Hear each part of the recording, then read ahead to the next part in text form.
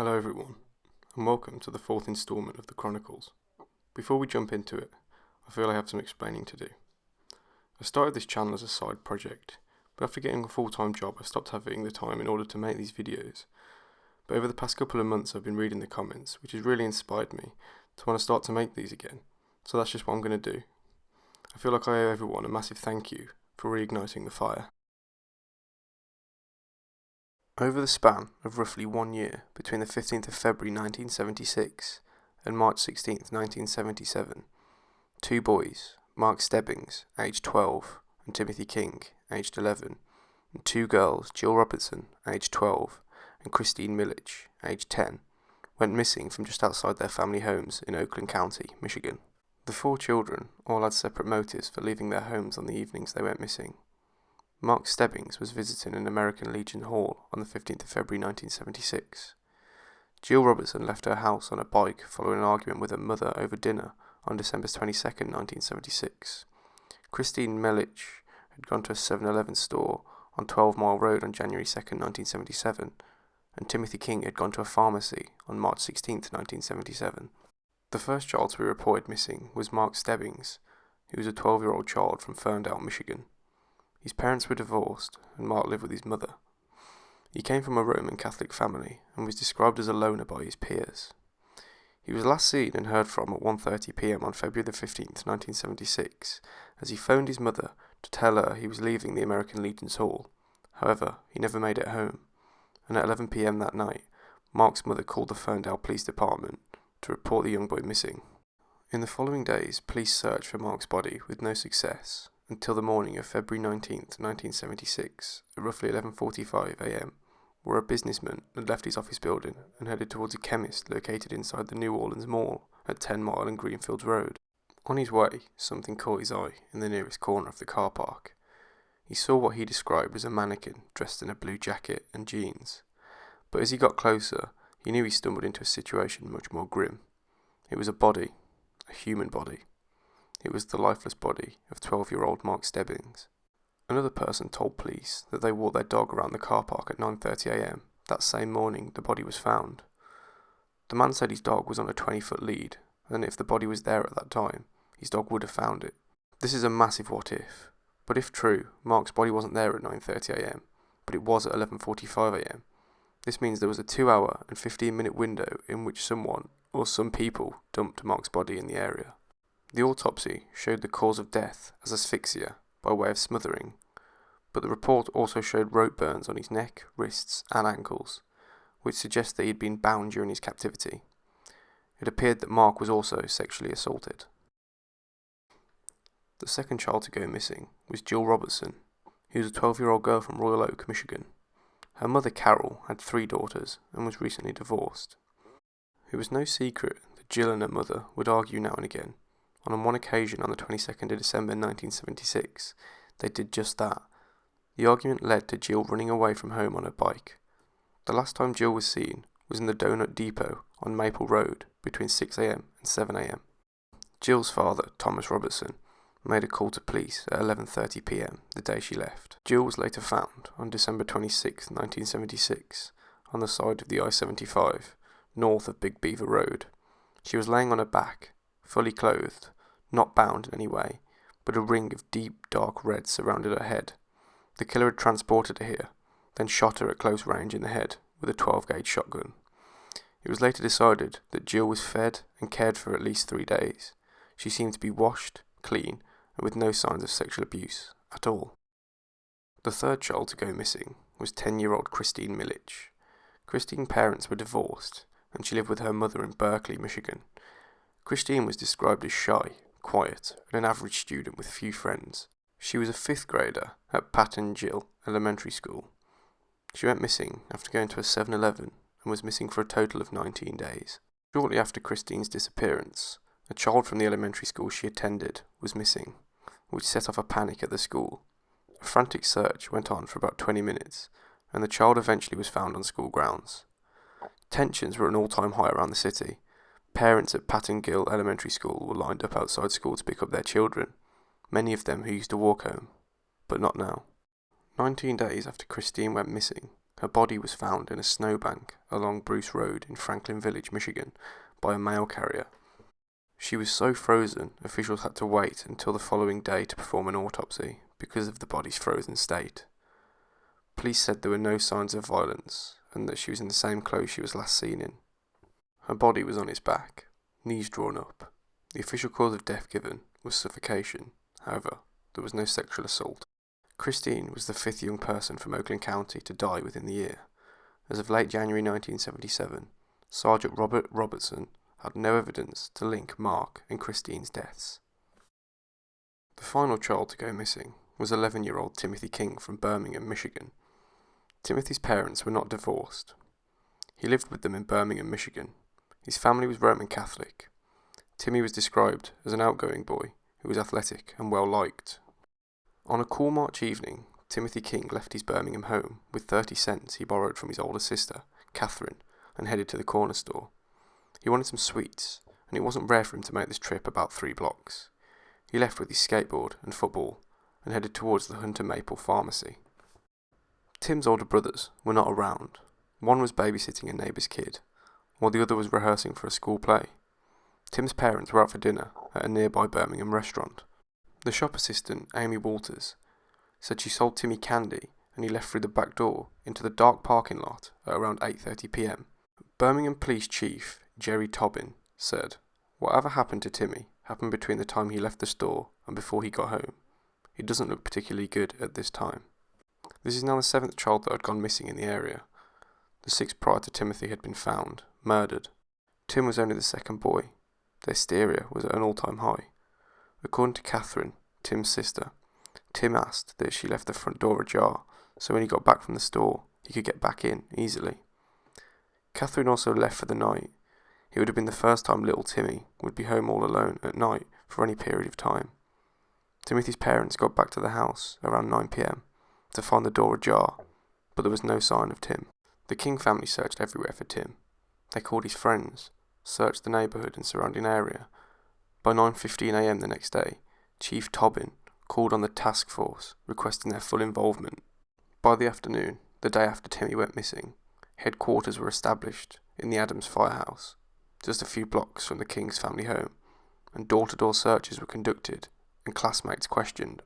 Tim was abducted on Wednesday, and by Thursday, 100 lawmen from Oakland County, volunteers, Oakland County sheriffs, investigators, the county helicopter, and the special Oakland County task force were all scoring the area.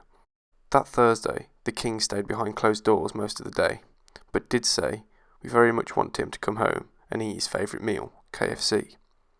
That was Barry, Tim's father. Unfortunately, 1 week later, on the 23rd of March 1977, Timothy's body was found in a ditch along Gill Road, about 300 feet south of 8 Mile Road in Livonia. The autopsy confirmed he had been sexually assaulted by a foreign object and suffocated approximately 6 hours prior. And most chilling of all was that KFC was found in his system. Eventually, a woman came forward with some vital information. She said she saw Tim talking to a man in the pharmacy parking lot. She said Tim and the man were about 2 car lengths away from her.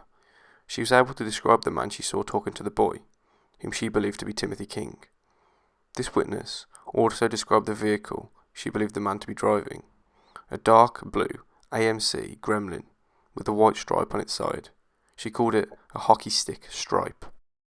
Police say the man described by witnesses was between 25 and 35 years old, white, with a dark brown haircut in a shag style. He had mutton chop sideburns, a fair complexion, and a husky build. He was driving a late model blue AMC Gremlin with white wall tyres. Police also said they suspected Tim was abducted by 1 or possibly 2 men, and that person, or people, could have been involved in the other 6 cases of murdered children in the area. "We suspect we're dealing with a sophisticated, intelligent, educated man," said Chief Tobin. Tobin also said the man was the type of person a child would trust instinctively, a chilling thought for everyone in the community.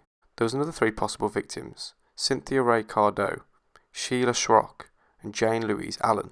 However, in March 1976, Oliver Rose Andrews confessed to and was later convicted of the murder of Schrock. He is now serving a life sentence in prison and according to a March 4th, 1976 report from the Ludington Daily News, Andrews was wanted for questioning in some 200 burglaries in several states. It was also proved that he wasn't involved in the murders of the other 6 children. There were some suspicious similarities between all the murders. All related killings happened on days that it snowed. All children were last seen within a mile of Woodward Avenue between 9 Mile and 15 Mile roads, and all children were fed and cared for. The killer, or killers, either bathed them or made them bathe. Both male victims had rope burns on their wrists and ankles. A psychological profile created by police described the killer as fanatically clean, smart, and sexually abnormal. The big lead police had, even as of March 24, 1977, was the witness who saw Timothy King speaking with a man inside a blue AMC Gremlin. The Oakland County Task Force released the following suspect profile on March 16, 1977. Male, 20 to 30 years old. Above average education. Above average intelligence. Caucasian. Ability and capacity to store child for at least 18 days. Homosexual. Mental problems. Compulsively clean. No substance abuse involving drugs or alcohol. Work. December till January, vacation off work. Clean car and clean house. Single dwelling. Prior contact with the police. Seeing psychiatrist. White collar job, 9 till 5 schedule. Area of South Oakland County. Wants bodies to be found. To date, 8 projects have been put into operation in order to find the offender, each with different aims. Each has been given a special name to identify its purpose. These include Operation Observation, Operation Victimization, Operation Law, Operation Family Background, the Investigator's Interview Guide, Operation Unsolved Homicides Nationwide and Worldwide, Operation Burial Ritual, and Operation Backup and Support.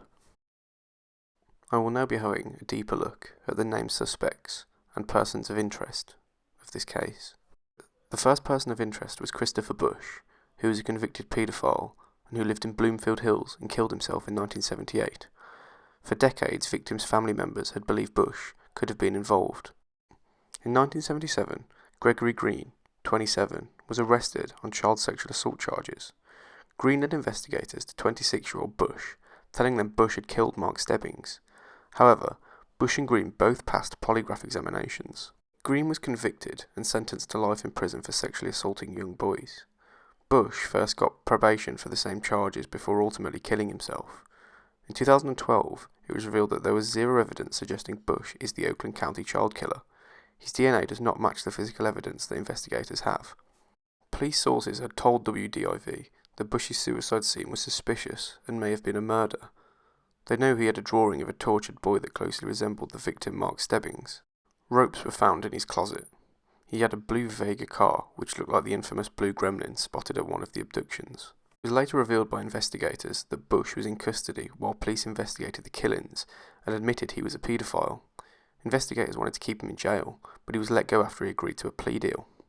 However, none of that matters now, after investigators have said that Bush did not commit the murders.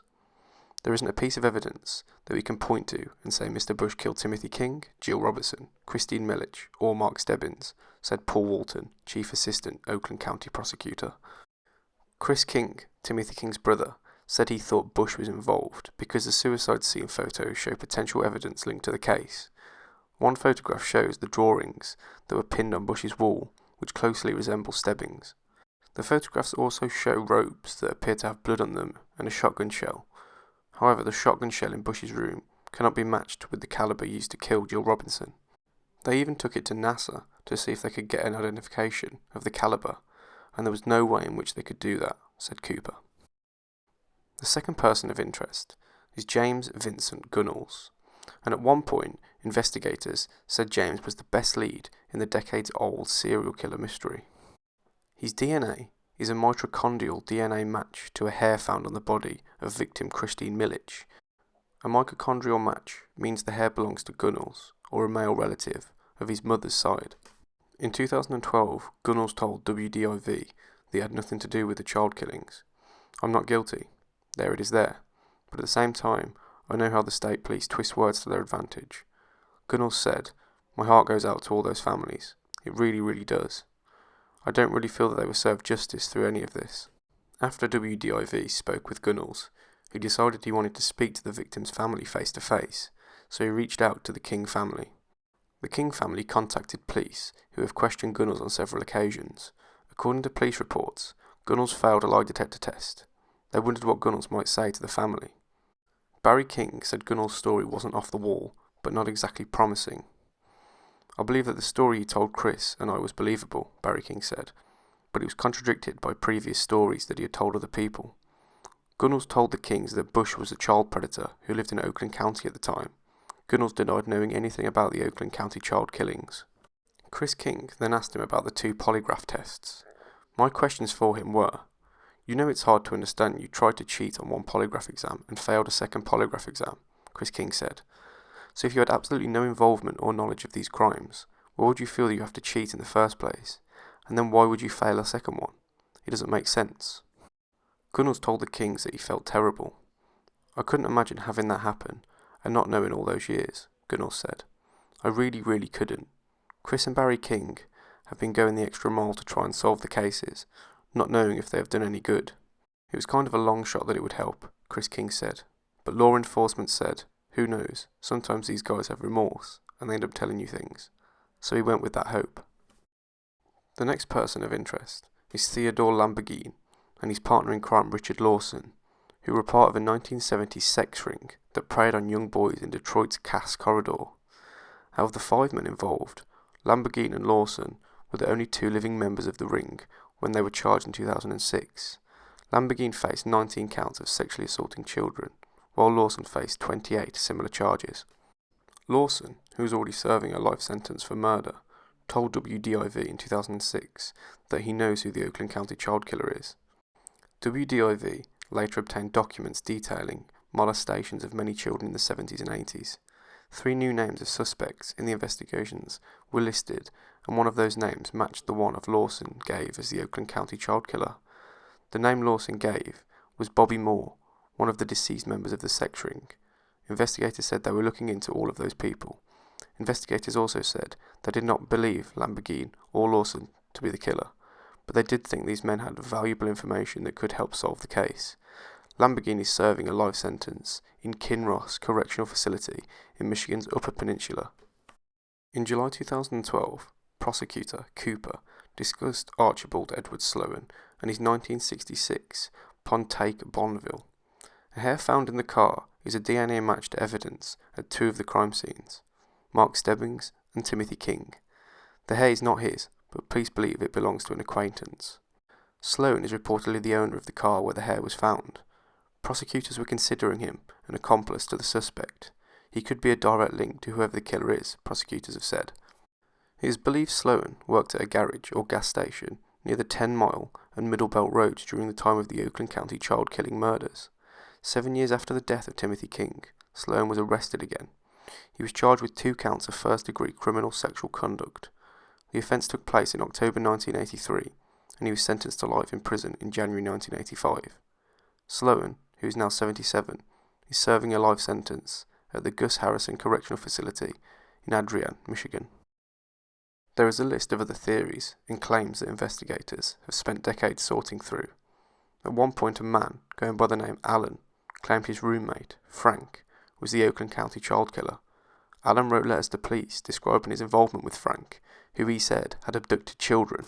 Another man, who goes by the alias Bob, has confronted investigators and prosecutors, claiming he has information that could uncover the killer.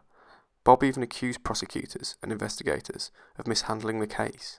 He claimed that his own team of investigators suspect there were actually 10 to 16 victims.